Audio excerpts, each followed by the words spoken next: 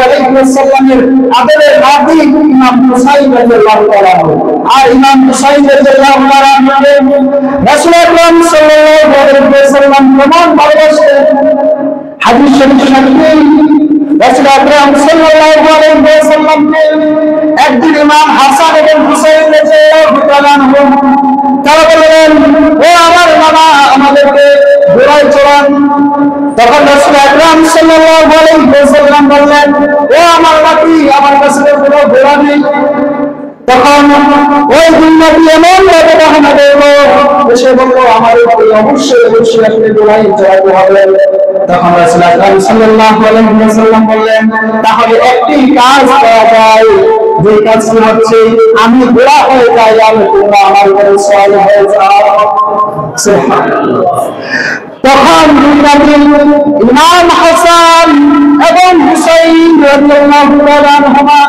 তারা দুইজন রাসূল আকরাম সাল্লাল্লাহু আলাইহি ওয়াসাল্লামের কাঁধ মুবারক এবং পিঠ মুবারকের মধ্যে উঠে গেছেন তখন রাসূল আকরাম সাল্লাল্লাহু আলাইহি ওয়াসাল্লাম অত্যন্ত আনন্দ পাচ্ছেন হঠাৎ করে উনি ভাবলেন আমি তো আমার ইমাম হাসান এবং হুসাইনকে আল্লাহর চেয়ে বেশি মহব্বত করে ফেলতেছি তখন সাথে সাথে ওনাদেরকে নামিয়ে দিলেন তখন আল্লাহ পাক রব্বুল আলামিন এই বিষয়টি খুব সুন্দরভাবে দেখছেন তখন আল্লাহ পাক রব্বুল আলামিন সাথে সাথে হযরত জিবরাইল আমিনকে পাঠিয়ে দিলেন যে বললেন ও জিবরাইল তুমি যাও যে আমার নবী থেকে তুমি বলে দাও আমি আল্লাহর এই বিষয়টা খুব সুন্দর লাগতেছে আমি আল্লাহ স্বয়ং তাদের খেলাধুলাকে উপভোগ করতেছি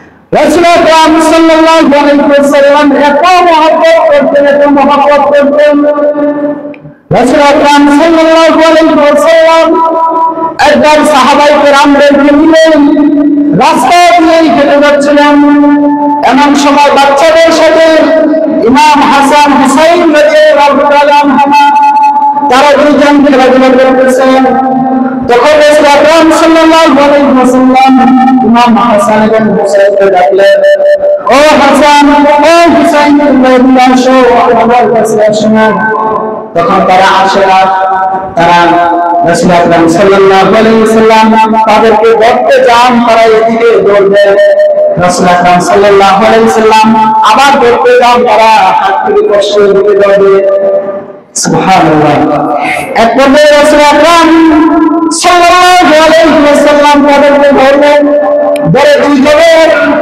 দুই চোয়াল মুবারকের মধ্যে চুমু খেলেন চুমু খেলে সাহাবীদেরকে বললেন তারা হলো আমার সুগন্ধি তোমরা সবাই তাদেরকে মহব্বত করবে যারা আমার ইমাম হাসান এবং হুসাইনকে মহব্বত করবে তারা যেন আমি রাসূলকে মহব্বত করবে সুবহানাল্লাহ শুধু তাই নয় যারা আমি রাসূলকে মহব্বত করবে তারা যেন আল্লাহ পাক রব্বুল আলামিনকে মহব্বত করবে আল্লাহ পাক রব্বুল আলামিন পবিত্র কোরআনের কারিমের মধ্যে বলেন কুল আতিউল্লাহ ওয়া রাসূল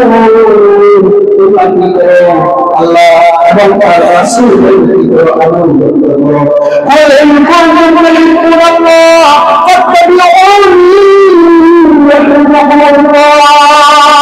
তোমরা যদি আমার রাসূলকে ভালোবাসো তাহলে আমি স্বয়ং আল্লাহ তোমাদেরকে ভালোবাসবো আর রাসূল বলেছেন যারা আমার ইমাম হাসান এবং হুসাইনকে ভালোবাসবে আমি রাসূল তাদেরকে ভালোবাসবো কিন্তু দুর্ভাগ্যজনক হয়ে সত্য আপনি নাজির যে রাসূল ইমাম হাসান এবং হুসাইনের মধ্যে চুমু খেয়েছিলেন বারবার চুমু খেয়েছিলেন যখন ইমাম হুসাইন রাদিয়াল্লাহু সাহাবের তাপস করিয়াদের কাছে ইমাম হুসাইন রাদিয়াল্লাহু মাথা মোবারক আনা হলো তখন সে ইমাম হুসাইন রাদিয়াল্লাহু ঠোঁট মোবারকের মধ্যে সে তার হাতে একটি ছড়ি ছিল ছড়ি ওই ছড়ি দ্বারা সে ইমাম হুসাইন রাদিয়াল্লাহু তাআলা দুই ঠোঁটের মধ্যে সে জুতা দিতে লাগলো সে আঘাত করতে থাকলো নাউযুবিল্লাহি মিন যালিক তার এই অবস্থা দেখে সাথে এক সাহাবী ছিলেন, তিনি প্রতিবাদ করলেন, আপনি কি করতেছেন? যে দুই ঠোঁটের মধ্যে আমার রাসূল চুম্বন দিয়েছেন, মায়া দিয়েছেন, আর আপনি সেই দুই ঠোঁটের মধ্যে আঘাত করতেছেন, আপনি তো মানুষের ব্যাপারই করেন না। সাথে সাথে ইয়াজিদ বলল, ওই তাকে হত্যা করে দাও। ওই সাহাবীকে সাথে সাথে ইয়াজিদের হুকুমে হত্যা করা হয়েছিল। নাউযুবিল্লাহি মিন যালিক। শুধু তাই নয়, যখন ইমাম হুসাইন রাদিয়াল্লাহু তাআলা আনহু মাথা মোবারক ওনার কাছে আনা হলো, তখন সে দেখলো তার ছাদের মধ্যে একটি কাক ডাকতেছে। তখন সে একটি কবিতা রচনা করতেছে, আর কবিতাটির অর্থ হলো, ওই কাক তোমার চেয়ে নির্দিষ্ট সে যাকে এখানে আনা হয়েছিল। নাউযুবিল্লাহ। শুধু তাই নয়, সে ওই দিন বলেছিল, আমি আজকে আমার বাপ দাদাদের প্রতিশোধ নিয়েছি ইমাম হুসাইনকে হত্যা করে। রাসূল আকরাম সাল্লাল্লাহু আলাইহি ওয়াসাল্লাম আমার বাপ দাদার 70 জন কাফেরকে তারা হত্যা করেছিল বদরের ময়দানে, আমি ইমাম হুসাইনকে হত্যা করে তাদের প্রতিশোধ নিয়েছি। নাউযুবিল্লাহ। এই ইয়াজিদ কোনোভাবে সে মুসলমান হতে পারে না, সে আবিষ্ট। আহলে সুন্নাত ওয়াল জামাতের অনেকগুলি মত আছে। কেউ কেউ তাকে ফাসিক বলেছেন, কেউ কেউ তাকে কি বলেছেন? কাফের বলেছেন। ইমাম আহমদ ইবনে হাম্বল রাহিমাহুল্লাহি আলাইহি তাকে কাফের বলেছেন। কিন্তু আমার দৃষ্টিতে সে আসলেই কাফেরের যোগ্য, যদি আমি হানাফি মাযহাবের অনুসারী। শুধু তাই নয়, ইয়াজিদ এমন প্রখর ছিল, সে মদিনায় 3 দিন নামাজ এবং আযান সে বন্ধ রেখেছিল। নামাজ এবং আযান বন্ধ রেখেছিল। ওই সময় মসজিদের ভিতরে আটকা করেছিলেন সাদ বিন আবি ওয়াক্কাস। তিনি বলেন, আমি মসজিদের ভিতরে এমন ভাবে আটকা করেছি, আমি বের হওয়ার কোনো উপক্রম পাচ্ছি না। আমি বাহিরের কোনো নামাজ নাই, কোনো আযানের শব্দ নাই। আমি এমন এক পর্যায়ে এসেছি, তখন দেখলাম যে আমি কিভাবে নামাজ আদায় করবো।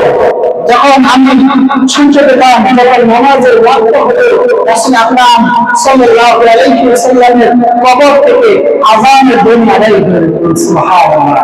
আমি সেই আযানের ধ্বনি শুনে শুনে আমি 5 ওয়াক্ত নামাজ আদায় করতাম। ওই সেই মানুষের ইয়াজিদ যে কিনা মক্কায় আক্রমণ করেছিল বাইতুল্লাহ শরীফ, সে বাইতুল্লাহ শরীফে পাথর নিক্ষেপ করেছিল, সে বাইতুল্লাহ শরীফকে ধ্বংস করতে চেয়েছিল। সে যখন আক্রমণ করে, তখন হযরত ইব্রাহিম আলাইহিস সালাম যখন ইসমাঈল আলাইহিস সালামকে কুরবানি দিয়েছিলেন, তখন দুম্বা কুরবানি হয়েছিল, সেটা আমরা জানি। আর সেই দুম্বার শিং রাখা ছিল ওই কাবা শরীফের উপরে। সে এমন ভাবে আক্রমণ করলো, এইগুলো সবকিছু জ্বালিয়ে পুড়িয়ে সারখার করে দিয়েছিল। নাউযুবিল্লাহ। সে শুধু তাকেই ক্ষান্ত হয় নাই, সে এমন ভাবে মক্কা মদিনার মধ্যে তাণ্ডব চালিয়েছিল, হাজার হাজার মুসলমানদেরকে সে হত্যা করেছেন। নাউযুবিল্লাহ। তাহলে যে ব্যক্তি মুসলমানদেরকে হত্যা করতে পারে, যে ব্যক্তি মুসলমানদের গলায় ছুরি লাগাতে পারে, সে কি কোনদিন মুসলমান হতে পারে? হ্যাঁ। আরো সবচেয়ে জঘন্য হয়েছে সে মদকে হালাল করে দিয়েছে। নাউযুবিল্লাহ। কিন্তু ইসলাম শরীয়তে মদ হচ্ছে কি হারাম। সে বলে, তাকে জিজ্ঞেস করা হলো, রাসূল আকরাম সাল্লাল্লাহু আলাইহি ওয়াসাল্লাম তো মদকে হারাম করে দিয়েছেন, আপনি কেন হালাল করলেন? তখন সে বলে যে এটি ঈসার শরীয়তে জায়েজ, তাই আমি এটি পালন করি। এর দ্বারা বোঝা যায় যে আমার রাসূলের রিসালাতকে সে মানত না। যে আমার রাসূলের রিসালাতকে মানে না, সে কখনো মুসলমান হবে না। সম্মান করতে হবে হাজির। সময় সম্পূর্ণ, আলোচনা অনেক ছিল, কিন্তু সময় সম্পূর্ণতার কারণে আপনাদেরকে আমি বলতে পারি নাই। ইনশাআল্লাহ আমাদের সম্মানিত আসহাবে কেরাম বক্তব্য যারা আছেন, তারা কারবালার ঘটনা আপনাদের সামনে তুলে ধরবেন। আমি আপনাদের কাছে একটি কর্ডিয়াল অনুরোধ, যে ইমাম হুসাইন রাদিয়াল্লাহু তাআলা তিনি কারবালার ময়দানে শহীদ হয়ে উনি একটি শিক্ষা দিয়ে গেছেন যে কখনো মিথ্যার কাছে মাথা নত করা যাবে না। তিনি আরেকটি শিক্ষা দিয়ে গেছেন কোন রাজতন্ত্র এই পৃথিবীতে নাই। বাপের ছেলে কিভাবে শাসক হবে, তার ছেলে শাসক হবে, ইসলামে নাই। ইসলামে যা আছে সব হচ্ছে খেলাফত। ইসলামে কি খেলাফত ইসলাম স্বীকৃত দিয়েছে, মুলকিয়াতকে ইসলাম স্বীকৃত দেয় নাই। আল্লাহ পাক রব্বুল আলামিন আপনাকে আমাকে ইমাম হুসাইন রাদিয়াল্লাহু তাআলা আনহুকে বেশি বেশি করে মহব্বত এবং রাসূল আকরাম সাল্লাল্লাহু আলাইহি ওয়াসাল্লাম যে পথে আমাদেরকে দেখিয়ে দিয়েছেন সেই পথে চলার এবং সেই পথে অনুসরণ করার তৌফিক দান করেন। আমরা সকলে আমিন। ওয়া আখিরু দাওয়ানা আলহামদুলিল্লাহি রাব্বিল আলামিন। আসসালামু আলাইকুম ওয়া রাহমাতুল্লাহি ওয়া বারাকাতুহু।